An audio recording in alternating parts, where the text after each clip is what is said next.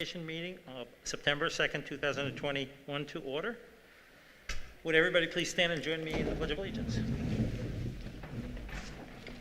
I pledge allegiance to the flag of the United States of America and to the republic for which it stands, one nation, under God, indivisible, with liberty and justice for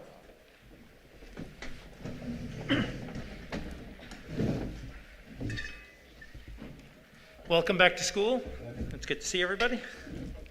As we started last year, we're going to have an opportunity if there are any students, but I don't see. We're going to always open the floor to the students first so they can come and speak. None standing up. We'll move on. Mr. Chang, Superintendent's report.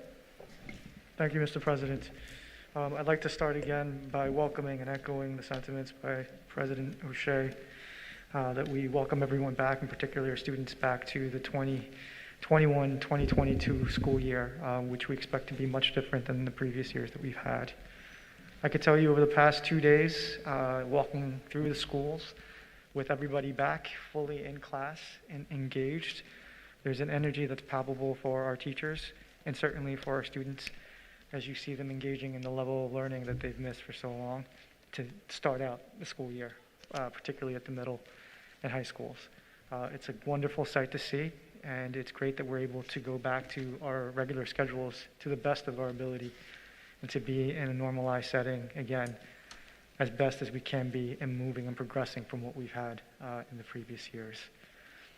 It's a great thing to be able to come back to school, certainly, not only for the teachers but also the students, but also for the administration and all the hard work that they put in. And I'd like to be able to give a special thank you to my principals, directors, cabinet level members for the diligent work all throughout the summer and even from the beginning of spring all throughout. It almost feels like it's never ended. So I know that your hard work and your labor has not gotten forgotten. So thank you for making this year and the start of the last 2 days possible for us. With that, I'd like to yield the floor to Mr. Bartels, who will go over some of the capital projects as well as some of the work that we've done over the summer. Thank you, Superintendent Chang. I just want to hit the high points of some of the work that was done. Our maintenance and custodial staff has done a terrific job. I'm not going to hit everything that they've done. So in addition to the items I've mentioned, there are a lot of other smaller tasks and work that they've accomplished throughout the district. But just to hit the major items at Colvert, we have a new playground and they have a new auditorium ceiling. At Hewitt, they got new bathroom floors in most of their student bathrooms, along with 5 classroom ceilings replaced. Their playground will be replaced as well. That work has just started and we're hoping it will be completed by the end of next week. At Riverside, we have a brand new playground and field turf. Those are complete. Watson got a brand new gym ceiling and classroom lighting in 3 classrooms. At Wilson, we are leasing some space from Central Synagogue. We had to do some renovations there. That was all done over the summer. So they have 2 rooms which will be used for art and music along with a bathroom. So all of that has been completed and is ready for use. We're also going to be resurfacing the basketball court. It has not been done, but that should be a one-day job once it starts. At Southside Middle School, there were flooring repairs done in a number of classrooms. There were upgrades to both the nurses and special ed office bathrooms. We had to make some room accommodations as the RISE program moves up from the elementary into the middle school. It's a special ed program that we have. We also have new bleachers to replace the ones by the track. At Southside High School, a number of upgrades here in the front of the building. The attendance office had some very nice work done by one of our maintenance staff who does terrific work and has great attention to detail. We have 2 both lobby bathrooms have been upgraded and we're just waiting for partitions.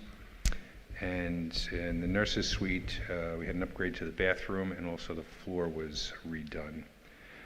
That's in addition to additional painting that we had in just about all of our buildings. So we have a painting crew that goes around over the summer to do large jobs, and various members of our custodial staff in each building do different painting jobs in each building throughout the summer. So those are the big jobs that were done, and I think they've done some nice work around the district. Very happy about it. Thank you, Mr. Bartels. Thank you, Mr. Bartels. Mr. President, if I may continue, just that portion of right before we go to the COVID instance. A couple of the things that I know that our curriculum department has been working with our principals on is, again, we're kind of excited, of course, to be back, but we also recognize that, we went to a tumultuous year last year and the previous with COVID and the pandemic as is. You'll hear shortly, within the coming weeks, potentially going into October, and as we get into the flow of the school year, we have talked about being able to give remediation and also some level of support for our students before and after school, and that's something that's been crafting. So that's going to be something we can look forward to as we try to continue to provide the best level of education and support and learning and academic learning for our students.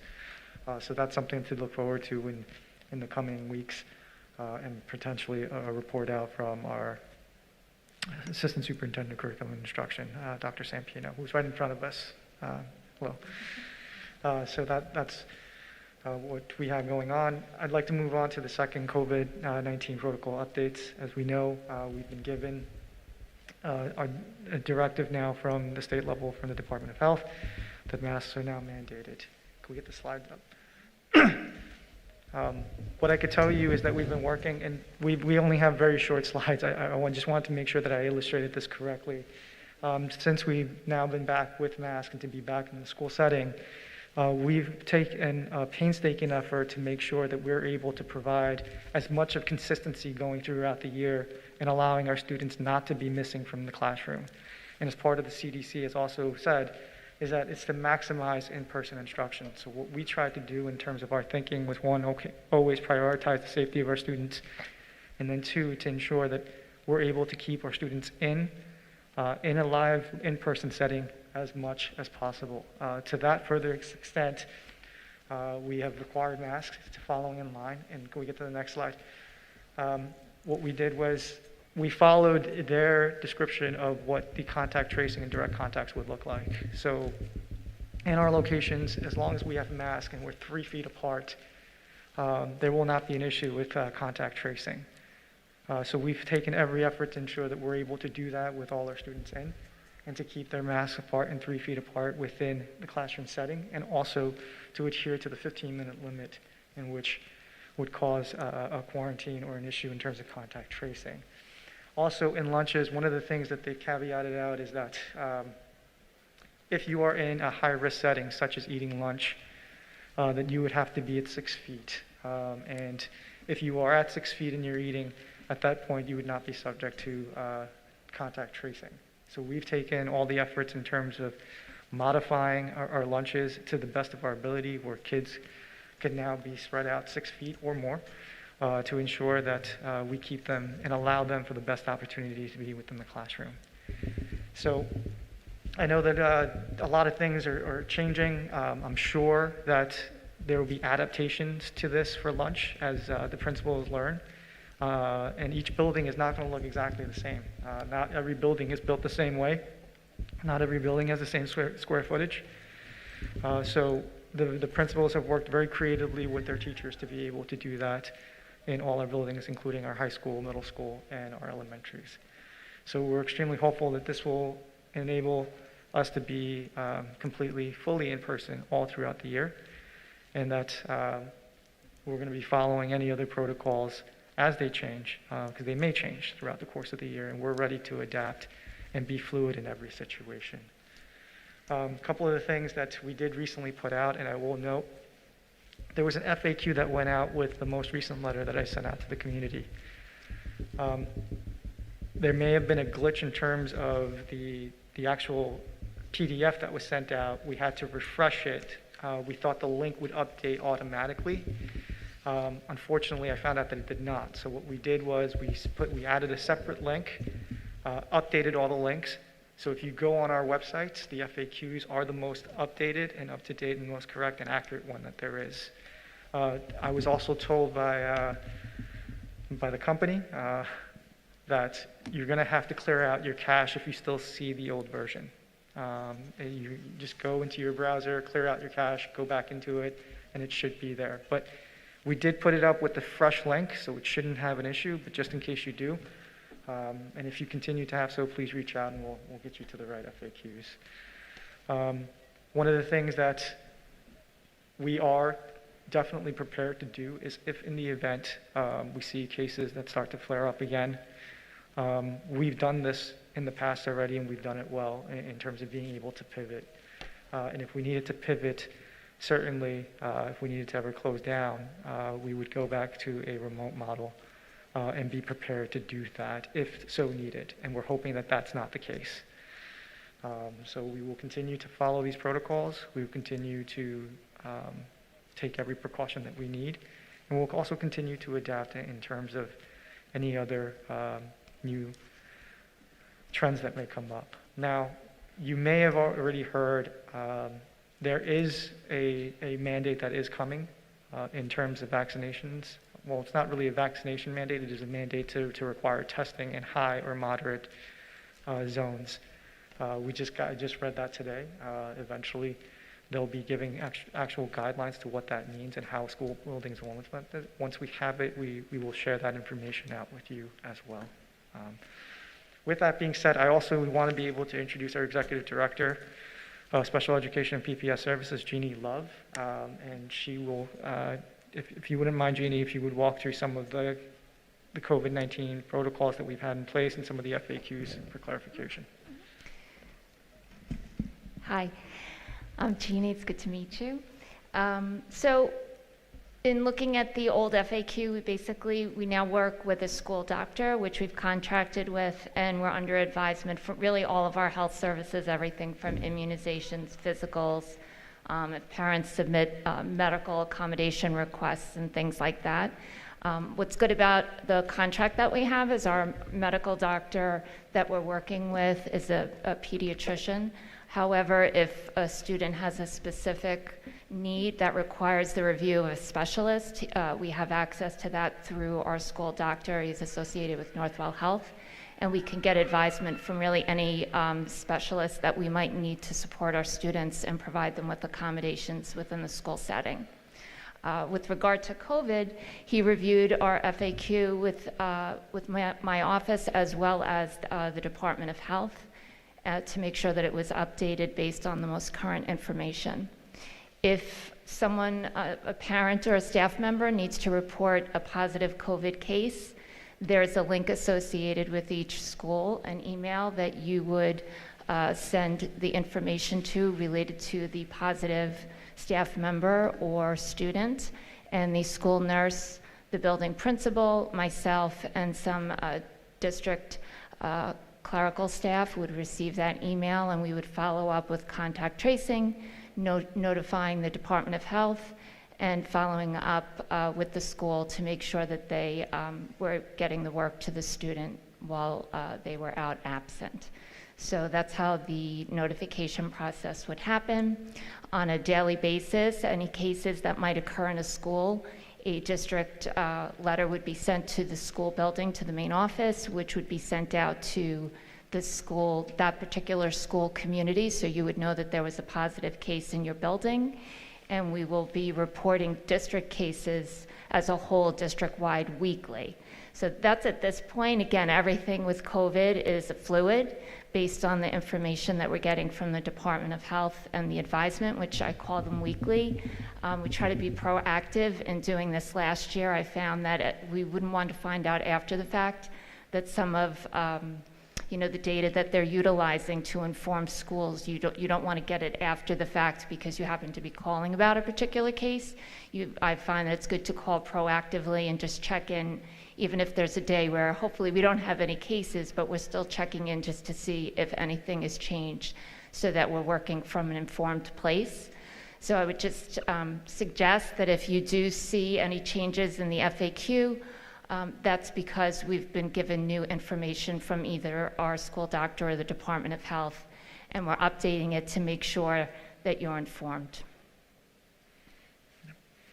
Thank you, Jeannie. And just to clarify, Jeannie, Ms. Love, if they have any questions directly impacting their schools, they should be contacting the school nurses. Yes, certainly you could call your school nurse if you have any questions, but also the staff in my office who are always available to help you, staff, parent, if there's anything that you need.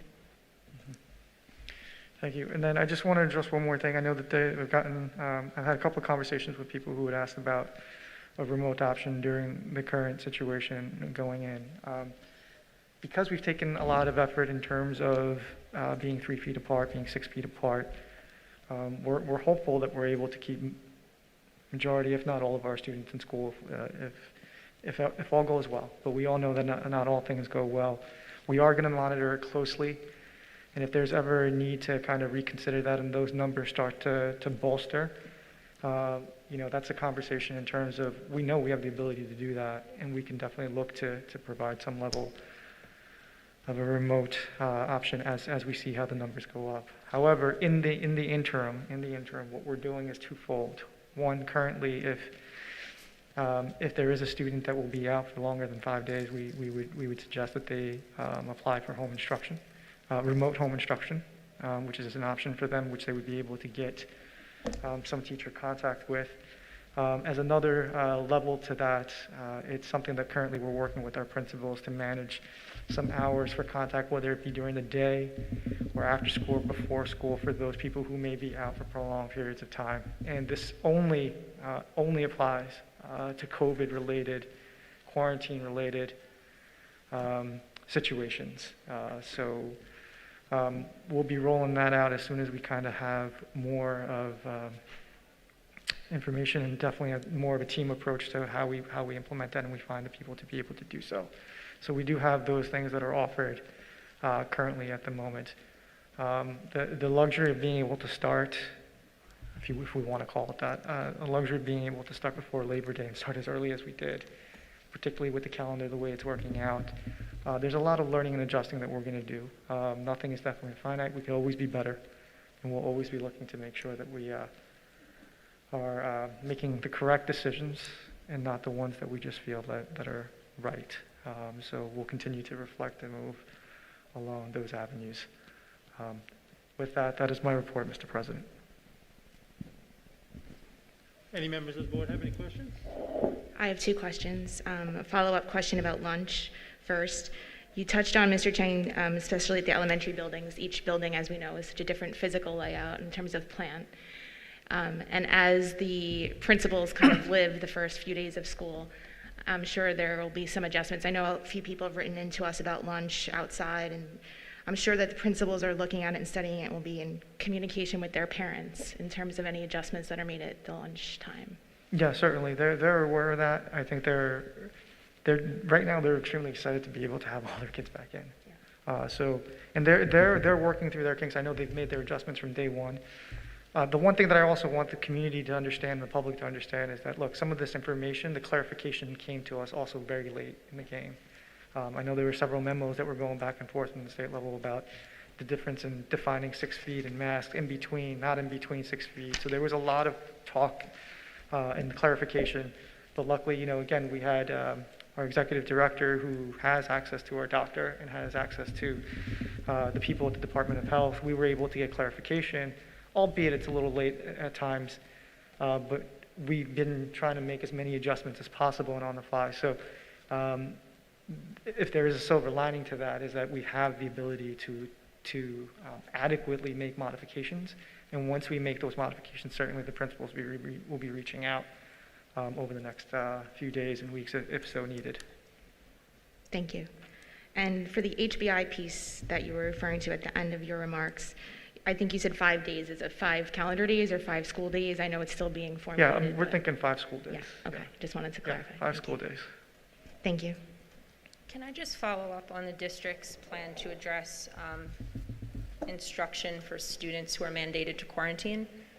I have to say that I'm concerned that there isn't a plan in place already to address any child who is mandated to quarantine by the Department of Health. Providing class materials is not providing instruction, and it's unreasonable to expect the child will be able to make meaning of any content or skills without access to a highly trained or certified teacher to instruct them. Touching base is not instruction. I understand that students can apply for home instruction. Will all students who apply be granted home instruction, or will this be reviewed on a case-by-case basis?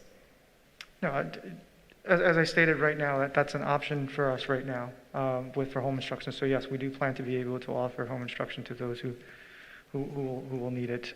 Within the next few weeks, what we're going to do is try to, one, we have to set parameters in terms, because it has to be only COVID specific. As I spoke about, that we plan to be able to roll something out where we're able to provide a teacher and access to a teacher for those who may be on quarantine. So right now, if a child was quarantining, they could request home instruction, and in the future, they may be able to have greater access to their classroom. That's Well, what, the access to the classroom is there. I mean, we are expecting that our teachers to be able to make sure that they continue to use Google Classroom. It's expected that they're able to respond to emails of the students that will be out in their classrooms. We have great professionals, and I know that they are willing to engage in terms of that. But to more of the specific question of will they have access to teacher time and interface, certainly that's what we want to be able to try to work to put into place. so we're going to try to work to it. We're not guaranteeing that we're going to get there. I just want to make sure that I understand. Look, I'm trying to get there, and I don't know exactly what are some of the obstacles that we may face based on, the teachers that would want to particularly put in the hours to do so. I think we have high-level professionals who are going to be willing to do that. I just, in my humble opinion, I believe that we're put in a very good place to be able to keep our students in class. I think we'll have lesser numbers, and that's a hopeful, wishful thinking. But in the event that does happen, we want to be able to, and I want to be able to have something in place where we're able to have teacher interface for those students who may need it as they go out. So trying means yes, we're going to have it. Do we currently have any students quarantining now? Jeannie, do we have any? We don't have any students quarantining from cases that have occurred since school started. So all of our students are, So at this point, if there were any students, it was, illness prior to school. so I guess my question is, do we have students who are currently at home right now on No. quarantine? No. Okay, thank you. Just to follow up with the notification process, Mrs. Love, I know you mentioned it. When you had talked about ways for parents to communicate to us and then us back to them to let them know about positive cases, you mentioned cases that are coming through schools. If a student is positive from a case that they got outside of school due to a parent or a sibling having COVID, we would still be notifying the class or the people that there was a positive case regardless of whether they got it in school or not, correct? Oh, sure. So Okay. I'm sorry, I'll clarify that. And we may not necessarily know where a student contracted COVID from. If a student, now that school has started, so for example, if there's a student in one of our elementary schools that tests positive, that school that day would be notified. And as a district, all community members would be notified at the end of the week of all cases district-wide. Thank you. So we would still be keeping the same sort of notification protocols as last year. Will we continue to have a dashboard of active cases on our website as we did last year? Hopefully it won't be as many as last year, but just a place where people can go for a quick reference of how many cases we have in the district? Right, so currently, I know as of last year, we had the statewide survey that we had to report to daily, and my understanding is that will be continued. Okay. Thank you. Mm-hmm. Just to follow up, Mr. Chang, on the remote instruction, isn't there an option, or why wouldn't there be an option, like other school districts are doing, to have we have the technology to have a child, and I get it should be specific, COVID related, or if you're quarantined due to COVID, not like we had in the past where we were able to remote in if we were at home sick and there was some other parameters. It could be very specific. But why is it that we can't have a child who's COVID related sick or quarantined, because quarantining could happen several times, as we know from last time. Why couldn't they have access to the Google Meet so they could see the instruction, see the smart board, participate in the lesson without a teacher having to pivot and speak to them at home as they did when we had hybrid instruction, but still actively have the lesson in real time on their Google Meet? It's different from saying they have access to Google Classroom. That's documents that you're looking at as a child with a parent's help later on. It's actual real time in the classroom, seeing what the teacher is putting up on the smart board. I don't expect that the teacher with small numbers like this would be turning to engage with that particular student at that time. Perhaps they could leave questions that could be addressed at a later time. But why can't we have that? Yeah, well, for a couple of reasons. One, I know there are certain school districts that are just telling people to turn their mics on and keep the cameras off and then just have them on and using that as a remote option. I don't think that's an effective way to engage with our students. I also think, having just the camera on and not engaging with someone, one of the things that I know, Christine, Madam Vice President, one of the things that, as part of our committees, and you have talked to some of the teachers that were kind of going through that, is, our teachers are extremely professional. They like to engage with their students. They like to be interactive with them. It was a tremendous amount of strain in terms of resources going back and forth with turning on a camera, making sure that they're involved, making sure that they're part of the class, then going back and teaching the class. I think it was an extremely heavy lift for an extraordinary circumstance. We're trying to ensure that we have in-class instruction for them, and what we want to do is, if they are going to be out, we want to be able to at least give them that human interaction and that teacher interaction where they can have focused attention to be able to do so. Additionally, we're a school district that touts mental health, and if we're touting mental health, I think that's not just about only our students, but it's also the mental health of our teachers who are ultimately impacting our students. We want to be able to provide them that avenue to be able to get back to that level of normalcy as well, which is why when we first put out our memo, we were talking about being able to, get back to that level of normalcy and getting back to what a school everyday system would look like. So those are some of the reasons why we made the decisions that we made, and we feel like it will be much more successful if we're able to give people an interaction with a teacher who may be able to give them a mini lesson or be able to clarify certain things directly to that individual. Can I just follow up? Do you mind? So I think I'm having a hard time understanding right now. You mentioned the word engaging. I cannot understand how a Google Classroom would be more engaging to a child than at least being able to listen into actual instruction. I'm also very concerned that I keep hearing the word "if this plan is put in place." There is no plan in place right now for children who are at home on quarantine. We are lucky that no one is home on quarantine right now. But if they were, they would have missed 2 days of instruction. I'm sorry, this is not acceptable to me. These children need access to instruction, to a teacher, not to a Google platform, not to an if. Every day is a day lost. And I am not satisfied with this plan at all whatsoever. I'm sorry, I didn't get that last part. Can you say that last part? I am not satisfied with this plan whatsoever, or this lack of plan, because there is no plan. Yeah, I would disagree, but certainly. Okay, well, we're going to have to disagree on that. Yep. I also had another question about the fourth grade at Hewitt.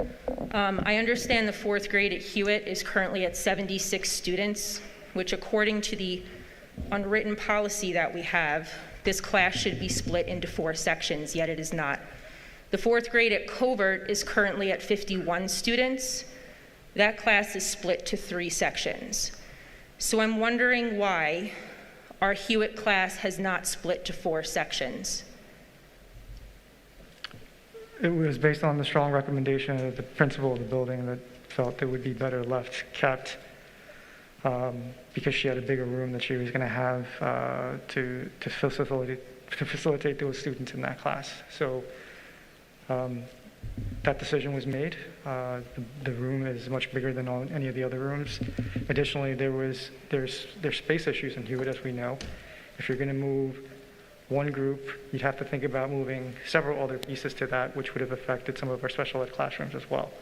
So a determination was made by the principal that this would be the best interest of the way she would be operating that school.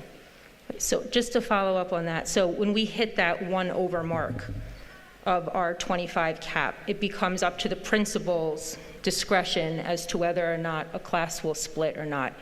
I guess my question is, if that is the policy, which seems like a completely reasonable policy, the principal knows their building, they know their students, they know what they're working with. If a principal was to come to you with a class at 50 and argue that that 50 needed to split to 3 sections, why is the principal not given the same consideration? The current 4th grade at Covert School as a kindergarten, and I'm only speaking from my experience, it's the different rules for different situations that I think is holding me up, had made an argument that that class needed to split because they weren't at the 51 in kindergarten. I understand, Mr. Chang, you were not here then. And they did not. Ultimately, they did get the 1 extra student, so they split. But I think if we're giving principals discretion to make that decision when we're at that 1 over, why do we not give them that same discretion? The one thing that you're taking out of context here is that it wasn't discretion, it was based on circumstance. She didn't have the space to move people, is what she had told us, and that it was 26 people, right? Well, as what I've been told always in Rockwell Center, with the history of it, is that you would split the day when you do the site visits from the board. We knew that we had 26. Our administration cabinet said that, yeah, 26 we would split because that's your policy, and that's what the board has, pretty much stuck to. So we went down, we looked at those classrooms, and saw that there were constraints. Mr. Martell's went down, Mrs. Love went down with the special ed classrooms. We looked at it. You didn't have the space to do it, so they kept it with the 26. You could have an odd split of 10, but that still puts you in a situation where those kids would have been cramped in a classroom less than 3 feet to just move 10 people out of the classroom. That's what was told to me, and that's what would happen because of the situation. Not that if we had the room, certainly we would have split the 26. Does Hewitt have an art room currently? Robert, does it? Yes. Yeah. Yes. Covert doesn't have an art room. It hasn't had one for 4 years. Seems like there's room. Sorry, again. Hewitt's art room is on the 3rd floor. It has no windows, so that's why it's not used as a regular classroom. So it has no windows, but it's used as an art room. Correct. Okay, good to know. Thank you.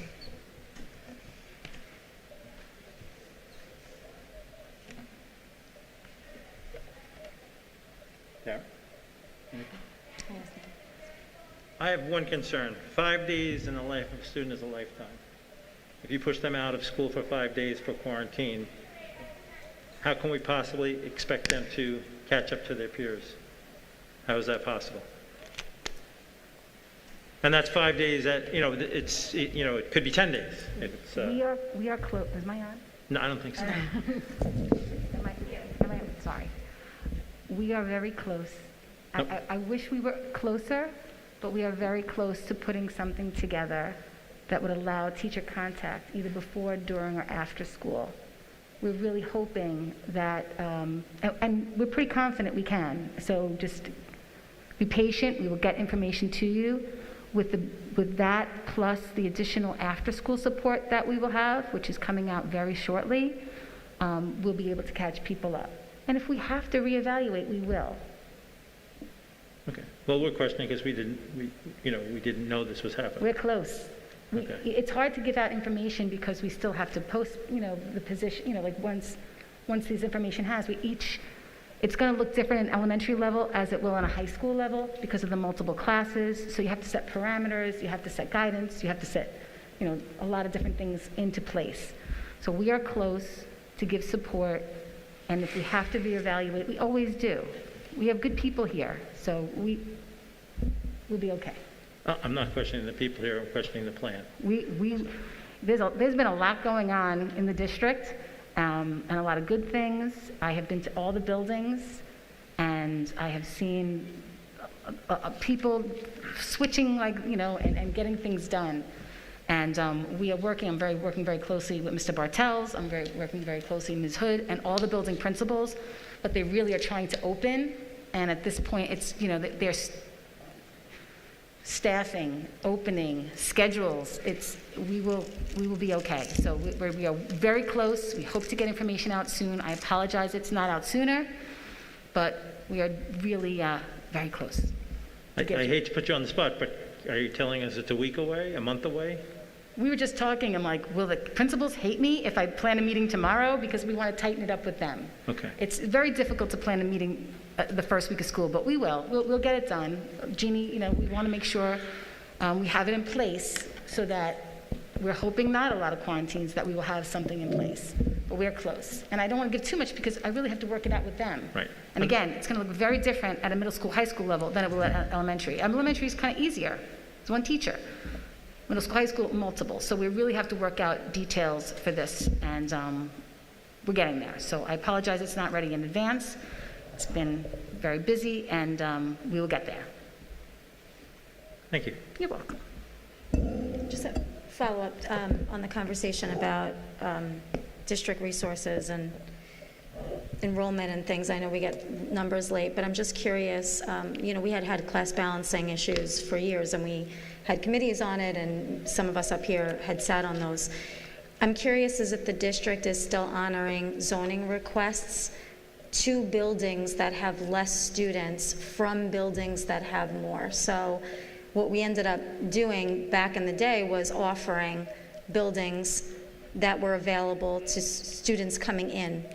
And then we kind of changed it and we redid our policy, and it was more based on need. If you were moving and you would like to stay where you were, it was based off need of the child or availability in the building. And I'm just curious if we're still getting zoning requests based off of availability. So in other words, if there is a building that is busting, do parents still have the option of seeing what's best for their child and looking through the district's resources as to where they might look to place a child in another building where we have 14 kids in a class versus 25 or 26? I'm just curious if there's options still available to families.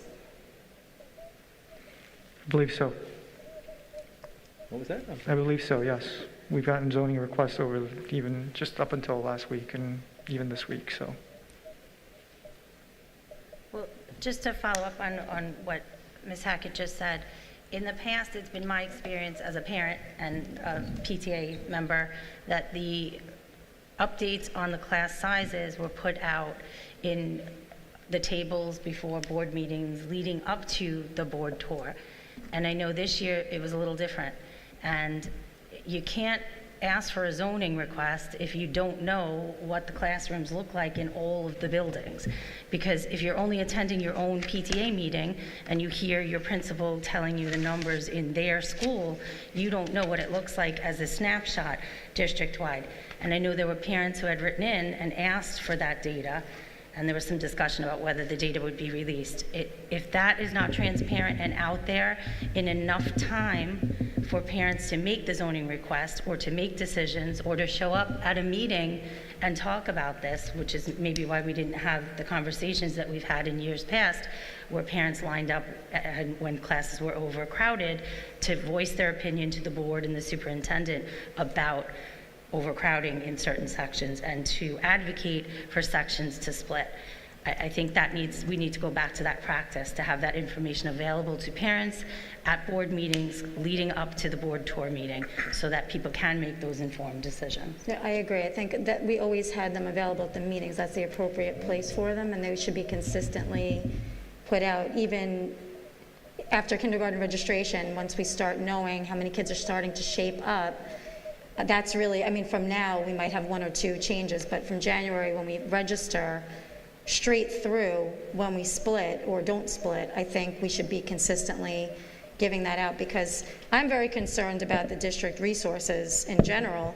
that we have some classes overloaded, some buildings overloaded, and some buildings truthfully underutilized, space underutilized. Classes that may work out for other students might be a good fit for them, but to that point, yes, they would need to know where their child might have a good fit. So I think we should maybe get back into that practice, educating our parents about those zoning requests, and try to balance our buildings better, because it's really not working to I think our satisfaction of keeping our buildings balanced. And I think we have a responsibility there, fiscally and from an academic standpoint as well.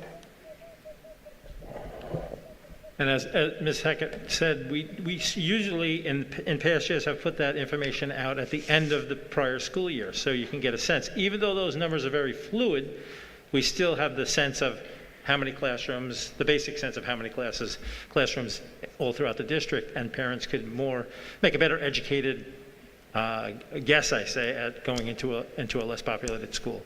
So we need to push that out towards the end of the school year. This school year for next year.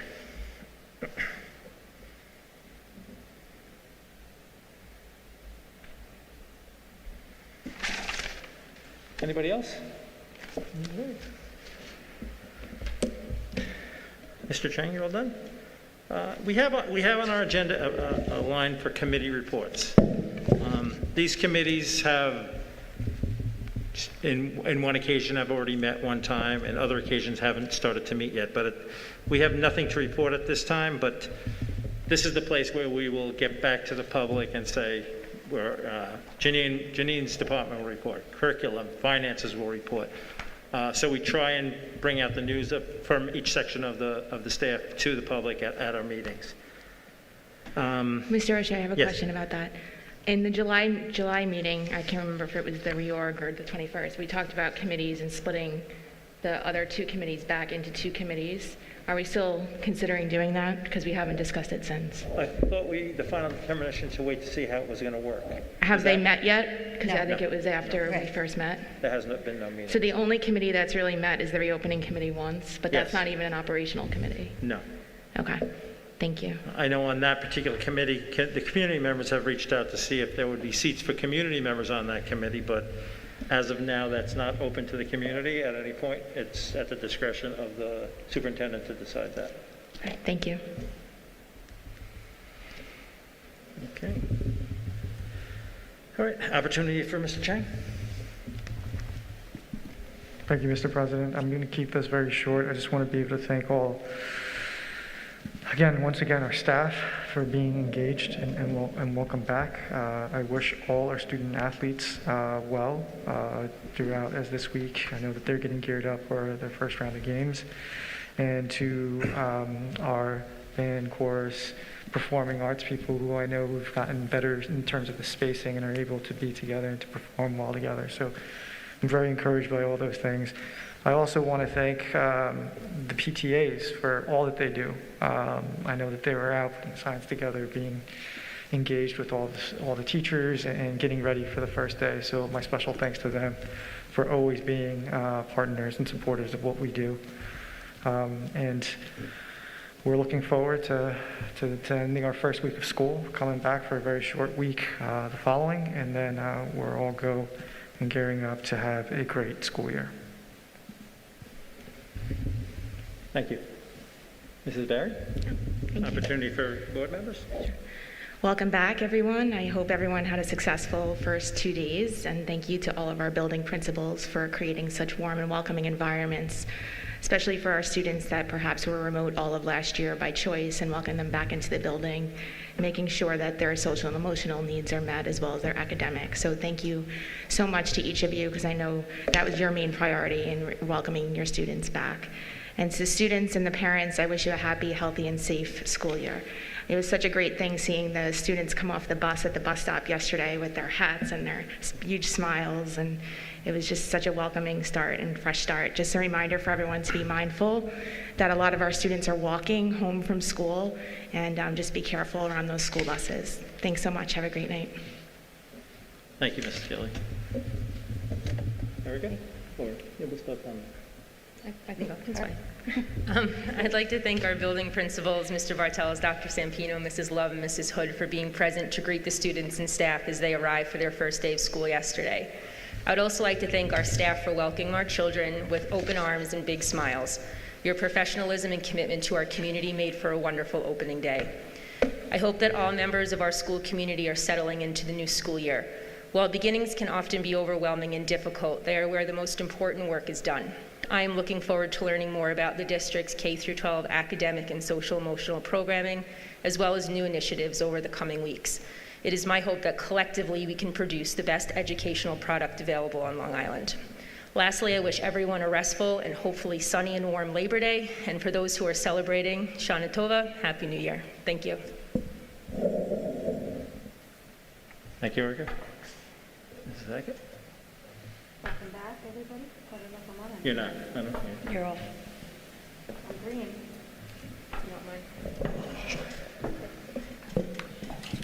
I'll switch, thank you.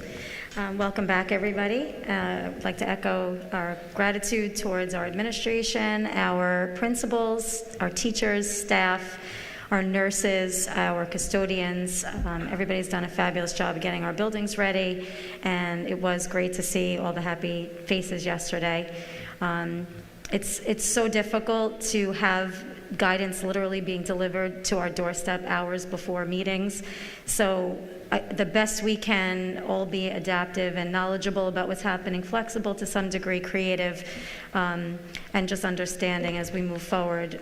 We definitely appreciate that. There's a lot to contend with here, but I really hope, my goal for the year is that we can get back to focusing on non-COVID related district things, conversations that we could have that are outside of COVID, and get back to talking about our program offerings, our facilities, ways we can enhance our students' experiences, making sure special ed students are being taken care of, and just getting back to business. I really hope that's what we can do this year. I think we will. And I'm looking forward to it, and I'm happy to be here. So I just wanted to wish everybody welcome back, and good luck to all of your students. I hope they have a great school year. Christine? The first day of school in Rockville Center was a success. As I stated at our last board meeting, there is no I in team, and that could not have been clearer in what I witnessed visiting schools yesterday. I would like to extend my sincere thanks to Mr. Murphy, Ms. McGinn, Mr. Raymar, Mr. Duffy, Ms. Pasquarella, Mrs. Pike, and Mr. Walter, and all of our assistant principals, teachers, custodial staff, security, and support staff for your painstaking work over the past weeks readying our buildings. Your efforts were quite evident on the board tour and again yesterday. Thank you, Mr. Bartels, Dr. Sampino, Ms. Hood, and Ms. Love for supporting our administration and our teachers yesterday at our buildings. There are always first day glitches, but overall, I was thrilled to see the kids so happy to be welcomed back and the wonderful staff there to greet them. I do want to address an issue I have spoken about in the past, as it has resurfaced in light of reopening schools this year. I want to preface my comments by mentioning my remarks are not about the merits or the lack thereof of universal mask wearing in school, but about procedure and operations as they relate to the future of our district. The Board of Education has received many letters on both sides of the mask issue. The commonality in those letters are concerned, well-informed, passionate parents who want what is best for their children. The letters express the viewpoints of community members and taxpayers. They are the voices of the stakeholders. There was an opening committee meeting held on August 11th. The committee was formed not by the board. It consisted of 2 board members, the superintendent, assistant superintendent, some directors, the high school and middle school principals, union representatives, and PTA council presidents. Before the anti-PTA label gets thrown out, I would like to point out that every board member sitting up here was once a PTA president. This is not a label that is about PTA. Both PTA presidents are women that I have worked with, I admire, and the wonderful work PTA does has nothing to do with my comments.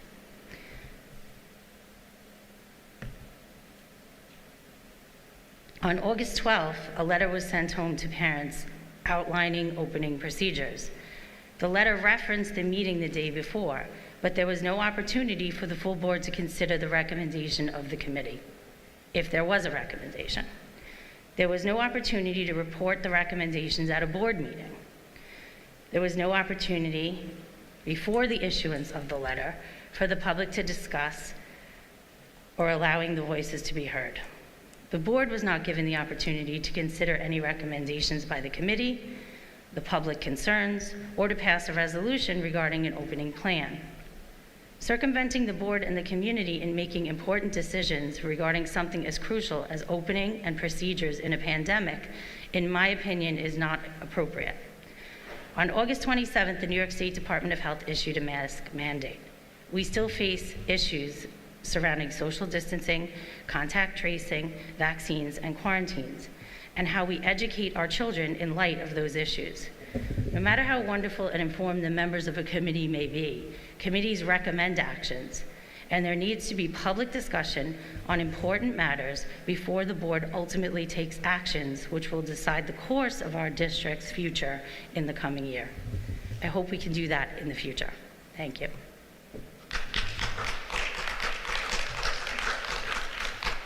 Thank you, Christine.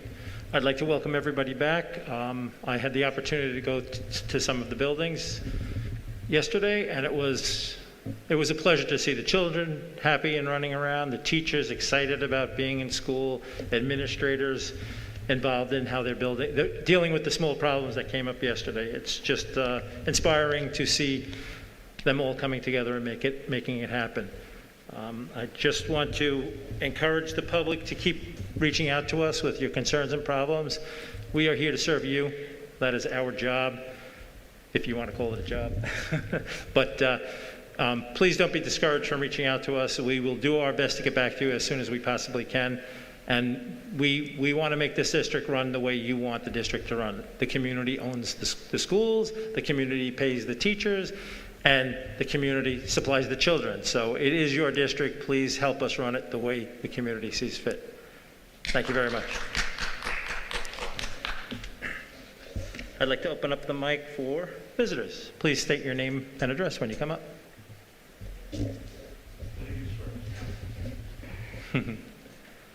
Jeff, you're the opening act all the time, Jeff. I haven't been here in a while. You missed me.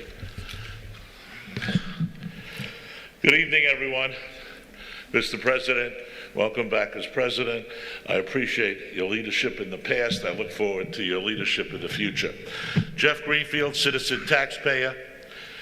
My 52nd year coming to meetings, life member of PTA, for the new assistant superintendent of schools.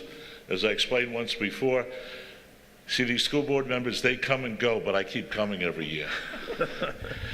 What percentage, down onto my questions, and welcome to our newly elected school board member also, thank you. What percentage of our staff and principals and teachers are vaccinated? I think last we checked last year, it was around it was over 80%. I don't know what the current number would be. Well, I think we got to have that number down if we're to implement the governor's directive with respect to the testing. So I look forward to having that on a future agenda for it to be reported to the public as well as to the school board.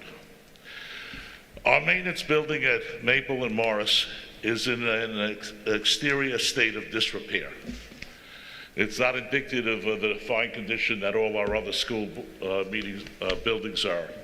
The exterior is badly, the facade is badly bruised and beat up and tatted. It looks terrible. It's in the middle of the downtown business district, across from my firehouse. I have to look at it every Sunday and Thursday night. Before winter sets in, can we, now that we finished the work, I know we have a fine custodial maintenance staff. Before winter sets in, if we could put a paintbrush to it and fix up the exterior that's fallen apart, I think it protects our asset and it makes a better look for the community. Now, there was a law, and it was brought up again on school bus safety. I know we're all concerned about that. And what I witness out there as a regular on driver, on the streets of people passing school buses, passing double yellow line. It's an outrage. Are we going to get into the school bus camera program like other districts are starting to do? You know, I asked this a few years ago. Nothing's more important than safety of our kids, especially after 22 years ago having my daughter struck by a car in a school zone. That was a trauma that no parent should ever live through, having to go to NUMC, not knowing the condition of your daughter. So I'd like us to work on that with our bus company now that we stabilized the bus company. So last year we had a very contested election, very heated election, and it speaks to the interest of this community and the dissatisfaction of the community with respect to perhaps the events during the year beyond COVID. So I bring up again, can we look and maybe put on the ballot a referendum for a 7-member school board and let the public decide that? And in the past I was told nobody wanted to run for the school board, there's no interest. We saw a lot of interest last year. It's always good. I like contested elections. I like interesting elections. I like when the issues at hand are debated and discussed. And I'm a citizen taxpayer in other jurisdictions where I own real estate and see 7-member boards like in Lynbrook that work very well. Most of the surrounding districts are Oceanside, Baldwin, Lynbrook, not Malvern, where are 7-member boards. So I'd like you to talk to the council and see if we could put that referendum on the ballot. The middle school building, after last night's rain, is it leaking or is that finally resolved? The walls have held up very well. The regular roofs that we have done in the past have held up. The main roof, the angled roof, does have a number of leaks. That is something that we need to address. We have addressed in the past, but it's going to require an extremely large amount of capital. We'll probably have to be in a bond issue. When we get to the capital, what's the status of our insurance claim? Were we successful in collecting? Last I asked, we were fighting with the insurance company. And I understand something about insurance companies, they don't like to open up their checkbooks easily. We've gotten a number of reimbursements for various insurance claims for water damage and so forth.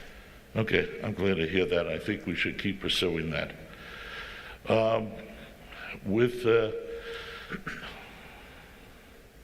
There's a gentleman to the right of the superintendent that we weren't right from this side, that we weren't introduced to. Is that our attorney? Yes. An attorney from our firm, yes. A new firm or old firm? Old firm. What? Old firm. The old firm, okay. Welcome, sir. The search, on a personal note, one that has watched this and been involved in the past, and as an employer that has engaged and hired people over a long time as managing partner of a firm, I am deeply disappointed in the search firm that you selected, and I'd like to see you dump them and not reward them and give them another contract. Even if they give you a little money back for coming to them again, I don't like the process last time. I think we need to refresh the process. I think we need to get more community involvement in the process, not just the PTAs, not just the parents, but reach out to some people in the community, citizen taxpayers within the community. So, did we rehire and retain that firm? We interviewed but haven't made any determination.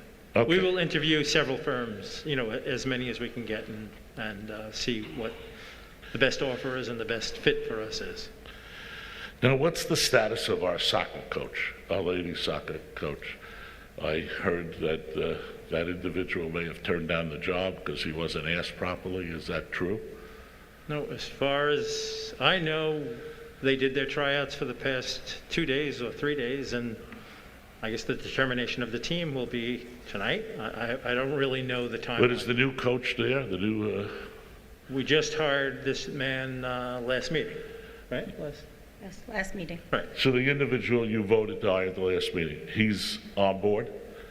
yeah, And he's conducting these tryouts and he is, practices? for the past 3 days, I think. Oh, okay, glad to hear that I got misinformation. I stand at the mic to get the correct information.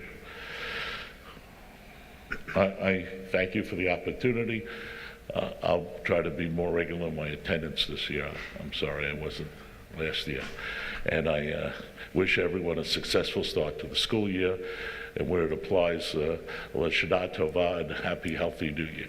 Thank you. Thank you, Mr. Greenfield.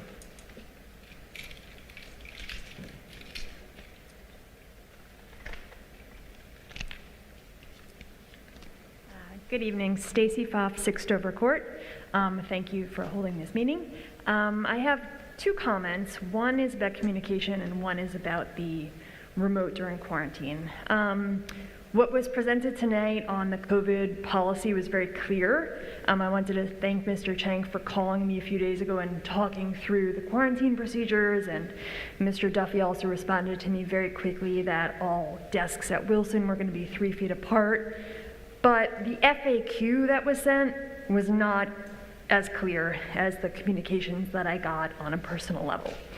I think that in general, things like these graphics or case studies, the more we can push out to the public, the more clear this will be. There was a lot of confusion, mostly on social media, about sort of the contact tracing, and it should just be easier for everyone to have an understanding that I got, and I was very satisfied, but it took some work. And when people aren't clear, it causes confusion, causes conflict, and it's just not necessary. There's been enough conflict in this community over the past year on many issues that if clear communication can take some of that away, I really implore you to do that. So that's my ask on that. On the remote during quarantine front, I hear what you're saying about how difficult it was for teachers to teach to 2 screens at once, and I appreciate that. I've never been an educator, so I can't really say this with authority, but the thought I had was, if there were a live stream for students and the teachers were not expected to engage the students at home, but they're just absorbing the information, then when someone applies for that home instruction, there's more that they can react to. I'm not that concerned for my children. My 7th grader is vaccinated, and if the rules stand, he'll never need to quarantine.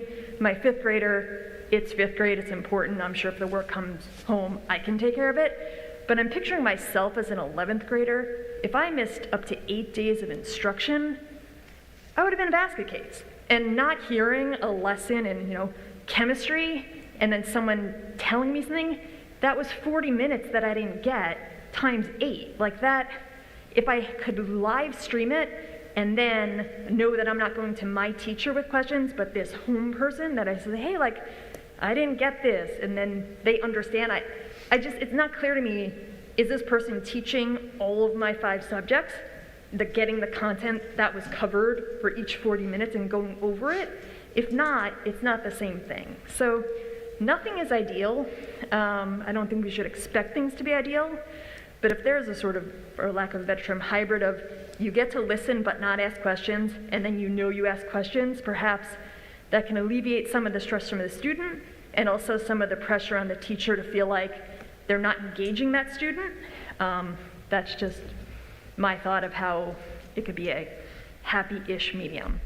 And the last comment I'll make is I'm delighted that the pressure on making a decision of masks was taken out of this board and the administration's hands, but in general, while I think that the public should be involved in determining how our district runs, I don't think public health decisions should come down to a vote. So that's just my last comment. Thank you very much. Thank you.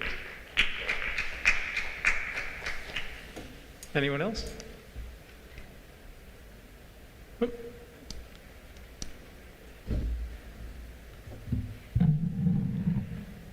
I am Violet Bounds. I live at Mr. Chang, thank you for stopping by my science class today in Southside Middle School. To the board, thank you for letting us students speak. My brother gets OT, PT, speech services, and special ed throughout the week in school and after school. Accesses to these services are so important. If he is quarantined, how can you make sure he gets the services he needs? Obviously, a teacher just won't work. How can you make sure my brother has individual access to his providers all day long? Thank you for your time. Thank you, Violet. Very good.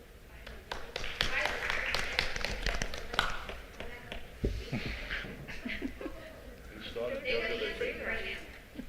You started younger than me. Slow? Okay. Thank you so much for your question. It's a great question. And I'm working very closely with Dr. Sampino on this plan, and the intent would certainly be that students with special services and related services would be able to access that if they're quarantined. With regard to the measure of how they will be doing that, whether it's through the day and after school or both, again, will be part of our plan that's coming out very shortly. Well done.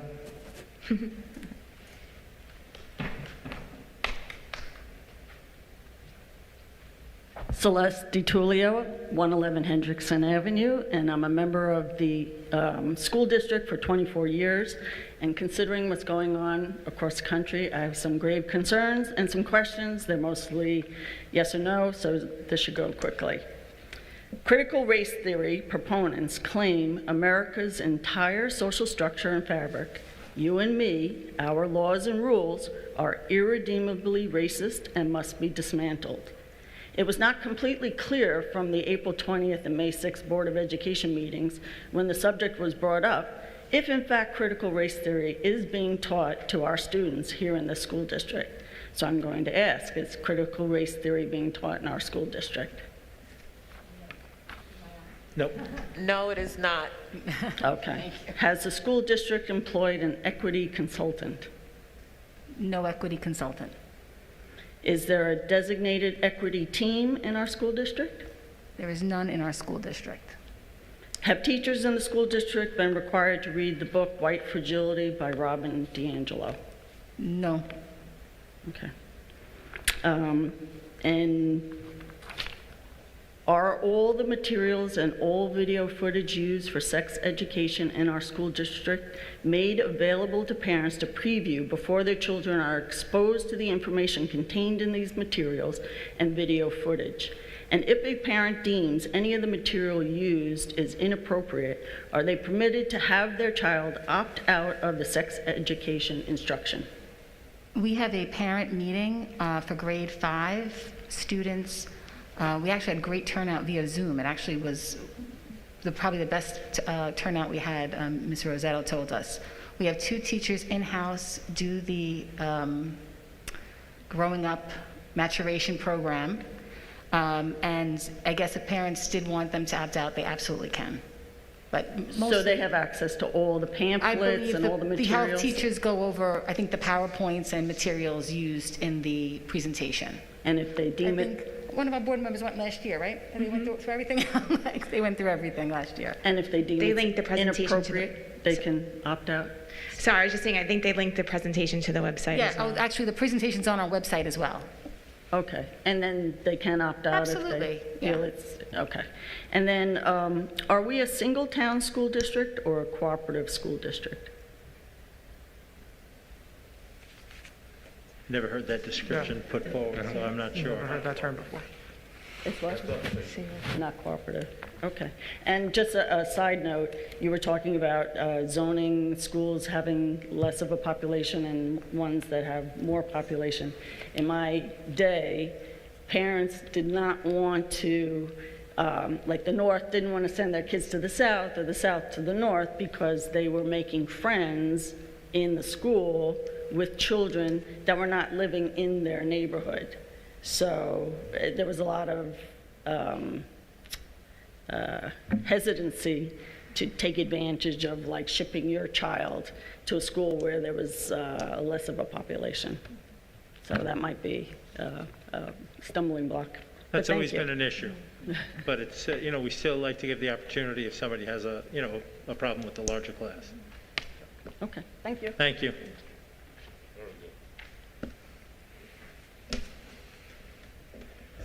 Nobody else? Thank you for all your comments. Oh, we have one more, two more, three more.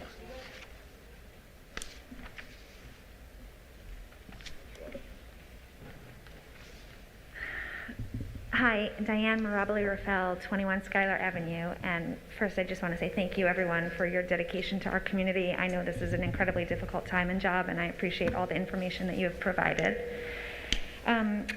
A few of my questions were touched upon already tonight, and it seems to me like more information is forthcoming as things get figured out. So I just have two quick questions. The first is Mrs. Hackett mentioned something, but I'm not sure I understood completely. With the goal being to not quarantine a whole class, if a child in my child's class tests positive, will my class be notified that we had a positive case within that classroom? And then my second question is just, Superintendent, you mentioned something about a new mandate being issued involving testing, and I Googled it very quickly, so I think I see that it involves staff testing, but my original question was, is it the district's final decision to not mandate staffed vaccination? And if so, what was the reasoning behind that decision? Thank you.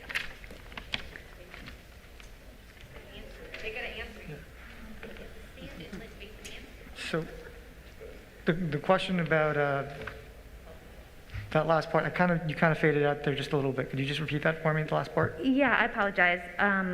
About the vaccine mandate? Yeah. Yes, so you mentioned about how there was a new testing mandate coming down, and I think I understand that that applies to testing of unvaccinated staff. But I was wondering, is it the district's final decision to not mandate that staff be vaccinated? And if so, what was the reasoning behind that decision? I don't think we could mandate. At that point, we got that we couldn't mandate. Yeah.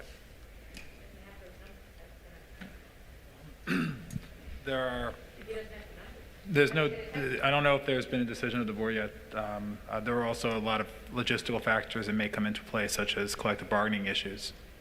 But again, I can't speak. The board has, I don't know if the board's made a determination on that. And then the part about testing, yes, it's about unvaccinated, and I believe last I read, and anyone down there that's read the same memo, just correct me if I'm wrong, that if you're in a moderate or high level zone, that it would be required testing for students as well. So. Oh, okay. Yeah. Thank you. And then the other part of my question was, will each class be notified, as opposed to the building level, will each class be notified if there's a positive case in that classroom? So if there's a case in the classroom, the class be notified? Correct. Yes. Okay, thank you.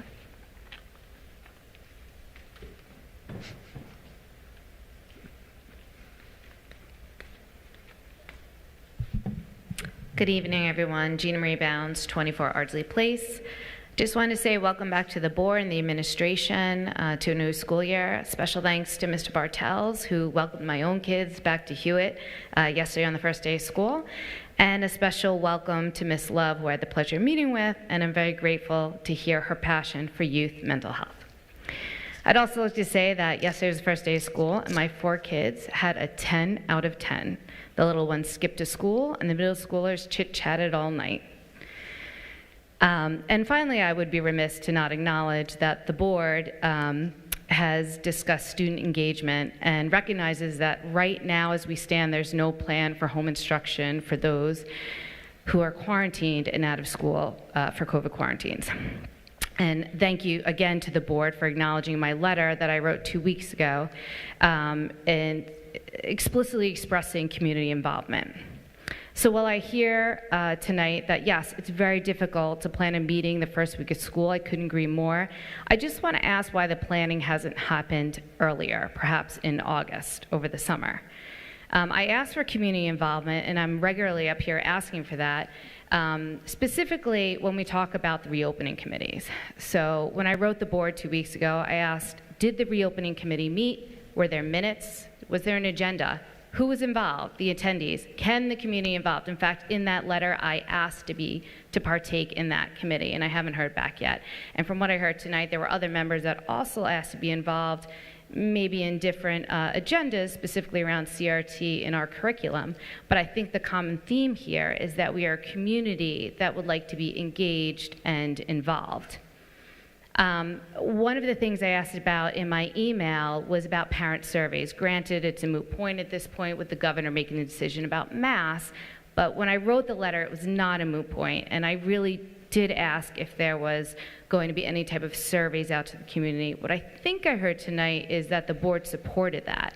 So I guess I'm curious why those, although a moot point, why those surveys were not handed out to the community. The other thing I asked in my email was about tracking. I think it's really important to constantly monitor the variables involved in this ridiculous and crazy pandemic that we're living in. So for example, I don't think a reopening committee should be one that is a one and done and meets once. I think it's something that needs to meet regularly to constantly evaluate the guidelines that are ever changing, the community infection rates that are ever changing, the vaccination rates, and certainly the perspective of the people that live in this community. So I did ask, aside from the involvement, that there be tracking that could be done on a regular basis. So I'd like to ask tonight if that was something that the school district is considering. Specifically, I know I asked for this last year as well. I'd like to know the number of again, no PHI, weekly would be fine. The number of positive students in the district, of those positive students, the number that were positive due to an in-school transmission, the number that were quarantined, although I'm hoping that won't be as big of a concern this year. And what another community mentioned tonight, which I thought was a great idea, was the vaccination rates in the school community. So I guess I'll turn that into a question right now and just ask, one, will the community be allowed to participate in the committees that directly affect our children? So I think I heard one member say curriculum, and for me, I'm going to say the reopening or stay opening committee. And two, will the district consider weekly tracking so we can understand and make educated decisions for our own children about what the positivity rate is in our schools, specifically to in-school transmission? Yeah, in terms of committees, I think the operations committees are kind of set. That's the duties of the board as well as the administration. In terms, as I explained last year about reopening committee, there are a lot of people in this community that probably want to be a part of these committees.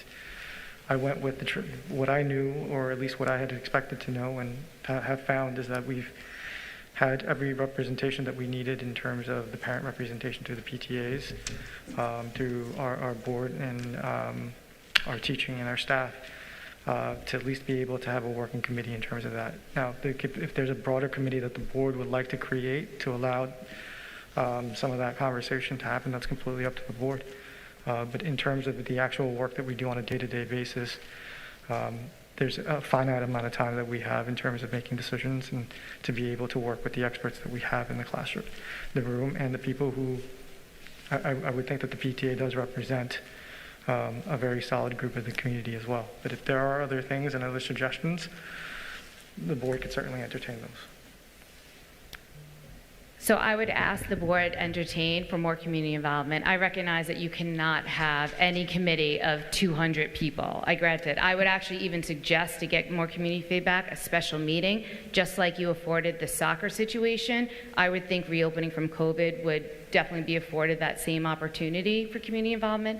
But aside from that, I would ask the board to include a committee that had other board members besides the PTA. I agree that the PTA serves a very important part in our community. I'm just not sure that it represents all. So if you could give the opportunity for non-PTA, and some of us, quite honestly, I spent my time on the PTA, I can't do every year, like I work 40 hours a week, like I can't do that. So I hope that people like us who can't give their time to the PTA, but would like to remain involved in the school district, would be able to have some input and a voice on the committees. Thank you, Gina. And the last thing actually was about tracking. Like, do you think we could get regular numbers as far as the number of positive cases in the schools, and then specifically the number of positive in-school transmission? I believe we kept that number, and I was reporting that out from time to time. But certainly, if we're keeping that number, I'll share it out at the board meetings. Okay. Thank you. I'd just like to add, as far as committees go, we are formulating a sign-up sheet for the committees that can take people from the community, and we'll put that out shortly. We're just trying to, find a format and what we're looking for. And I would recommend that more members from the community be able to serve on the opening committee. I think it would be beneficial for the district. So, thank you for your comment. Thank you, Mr. President. There was also the question about the survey. Right. Well, She also asked about the survey. Oh, the survey.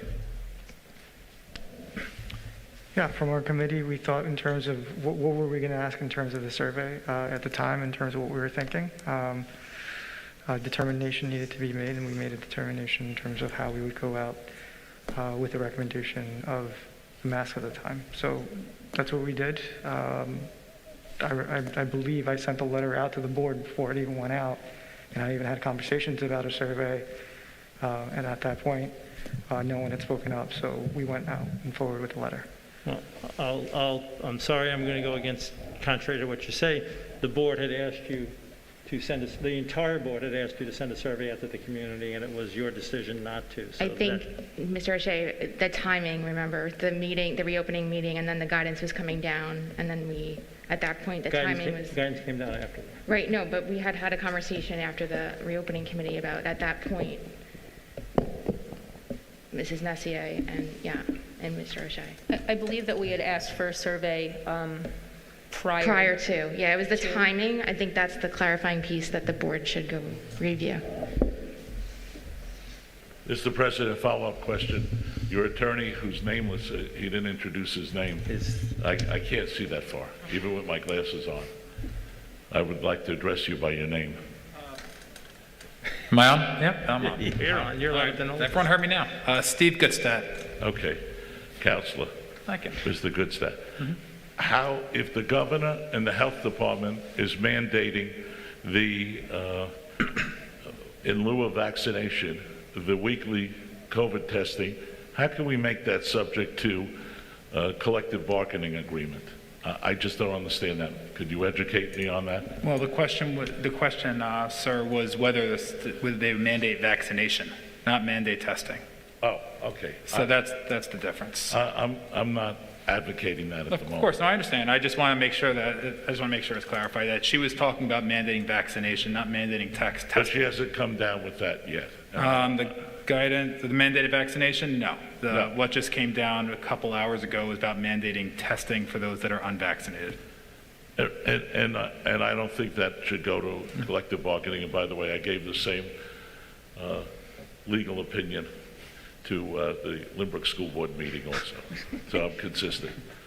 And then last, Mr. O'Shea, with my business experience and experience in hiring as a managing partner of a firm, I'd like to volunteer for the search committee, if for no other reason to make sure we don't extend a 5-year contract to a future superintendent, max 3. No other district has done this. I track and attend other districts, and no other district in the past, no other school boards in the past have done that. Not that we have a lot of new experience. And I just want to be consistent with my letter to the editor last year. So thank you for taking that into consideration also. Thank you, Mr. Greenfield.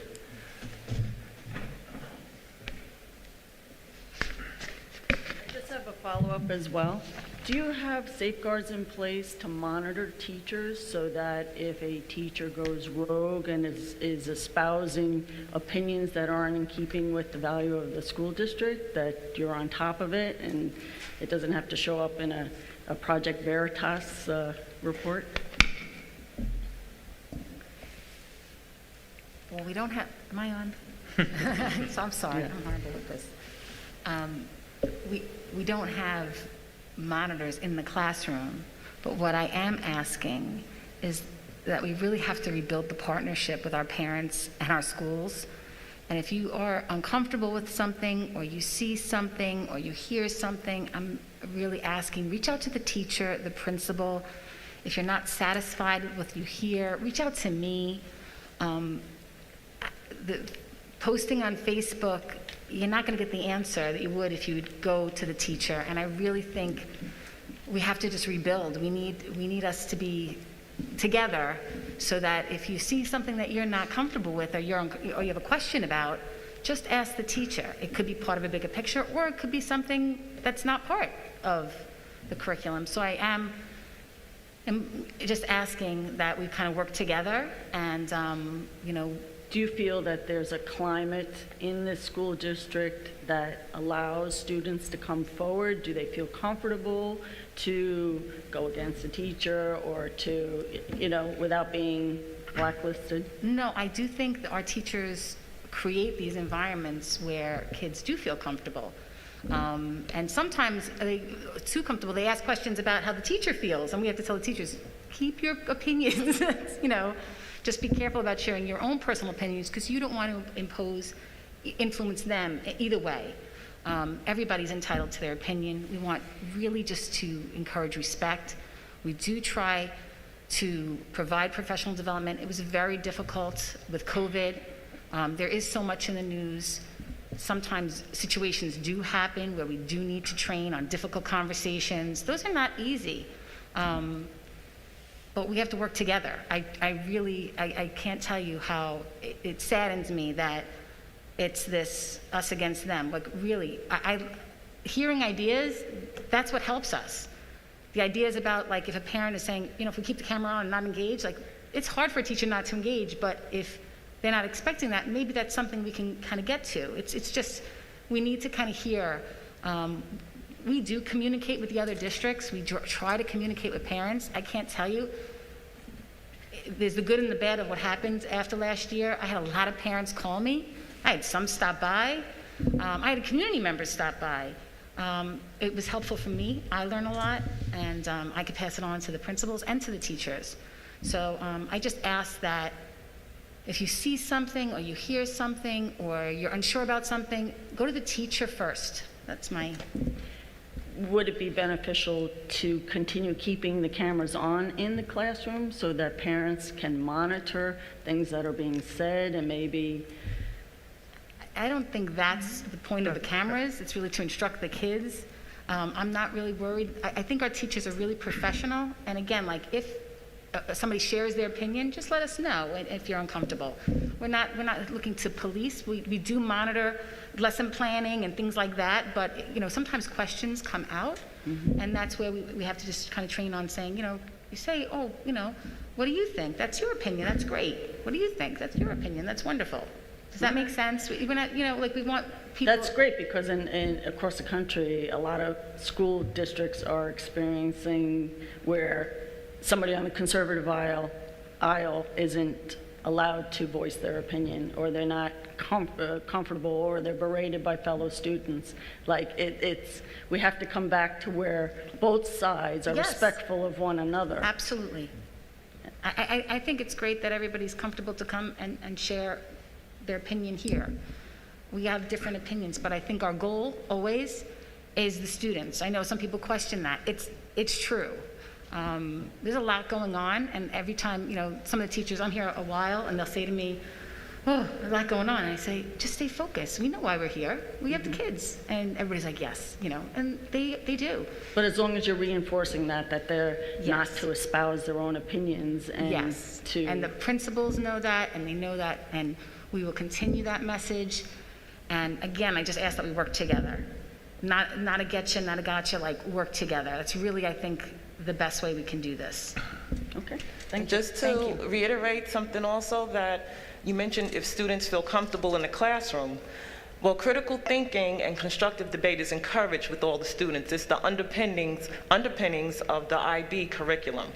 That's encouraged. Inquiry-based learning, particularly on the middle school level, but it's also encouraged on the elementary level as well. So students feel very, very comfortable sharing their opinions, giving their thought, and teachers do encourage that, for them to do that. I mean, I hope so. We hear a lot of horror stories where conservative students really feel that they don't have a voice and aren't able to voice their opinions without being, belittled, berated. So I would hope that everybody's opinions are valued. And if anybody feels they're not, please reach out to the teacher or the guidance counselor or the principal or myself. Okay, very good, thank you. It's okay for us to be all different. We just have we have to find a common path to do the good goal for the student.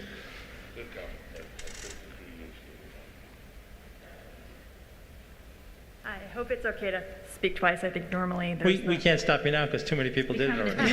Excellent.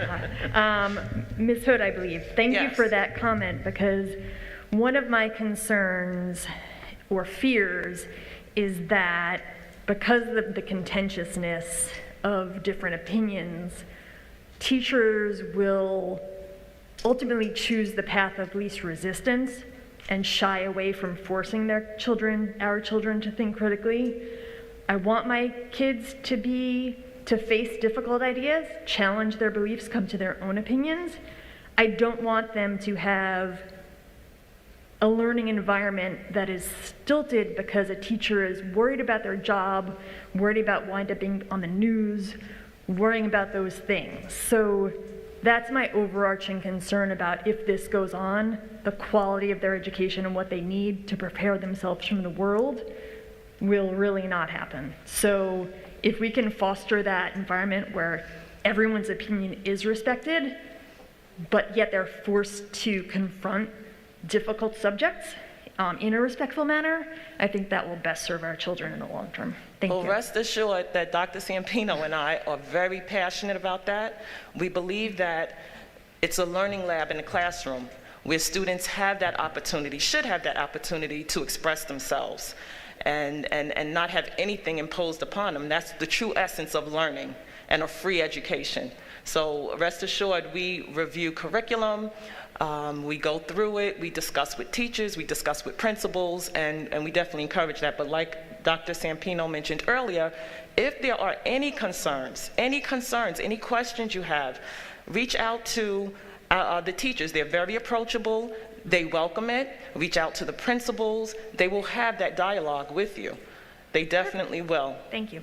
And the last thing I'll mention, because it's off topic, but it's the other pet project of mine, which I talked about in 2019, but as Ms. Hackett mentioned, hopefully we can get past COVID. Once we're able to do that, I would love for the board to think about differentiation at the elementary school level. Again, my youngest is going to be leaving elementary school, so it's probably too late for him, but I know Ms. Mezier, it's one of the things you spoke about, but I do think that there is an issue of Stellar not meeting the needs of all children in terms of differentiation and boredom for some students, which could turn them off to lifelong learning. So I'm hoping that that is something we can pay attention to for the next generation of elementary school kids. Thanks. Thank you for your question. And I just want to say we actually have a training in person with all of our Stellars and the middle school with our Renzulli school-wide enrichment trainer in September. Terrific. I plan on reporting out in October how it went and what we plan on doing. We also got a grant from the Education Foundation to do enrichment clusters. So we have some things planned. We will start with our Stellar and then follow up with our classroom teachers, like it's multi-year plans. So I'm happy to say thank you. It's a great question, great segue to that I will be presenting what we are doing. I also would like to say that be patient. I plan on, you're going to get sick of me, but I plan on presenting not long, I promise, because you're going to be like, oh, she goes again, but a couple of topics at different public meetings. One would be on Renzulli and enrichment. I'm thinking of doing one on the NWEA, just to know, so everybody's on the same page. We're doing some middle school, high school articulation, what that would look like to help bridge the gap there. Some professional development, things like that. So these are some things that I'm hoping, 3 slides, no more than 15 minutes, I promise. I won't try not to bore you too much.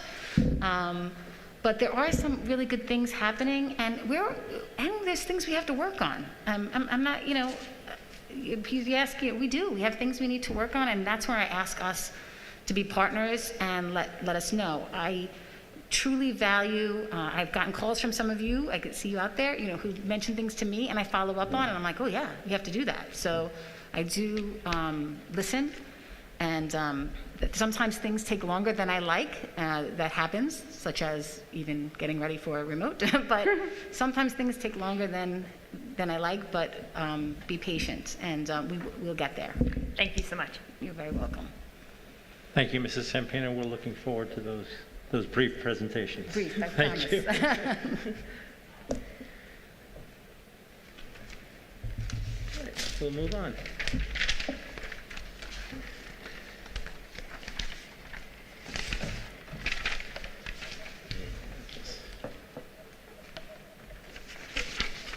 I'm sorry. Can I have a motion to approve the minutes as appear on the agenda? So moved. A second? Second. Any questions? All in favor? Aye. Can I have a motion to approve the financial reports as listed on the agenda? So moved. A second? Second. Any questions? All in favor? Aye. Can I have a motion to approve the receipts of financial reports as listed in the agenda? So moved. Is that a so moved? Yep, so moved. Have a second? Second. Any questions? All in favor? Aye. Can I have a motion to approve, I gotta catch up myself. A motion to approve the items for actions as listed on the agenda? So moved. A through F, I'm sorry. I think you have an addendum for the personnel report, separate? There's an addendum. So we'll put the addendum up. So we'll approve this and then approve the addendum. Yes. A second for that? Second. All in favor? Aye. Aye. Can I have a motion to approve the addendum to the PAR? So moved. A second? Second. Any questions? All in favor? Aye. Can I have a motion to adjourn to executive session to discuss legal matters? So moved. You have a second? Second. All in favor? Aye. Aye. Thank you very much for everybody for coming. We will meet again. Our next regular Board of Ed meeting is the 23rd of October. So it's a little bit away. That's in September. Public Works is that? No, that's not a regular board meeting. That's a public work session. Public Works, So there'll be no opportunity for visitors. All right.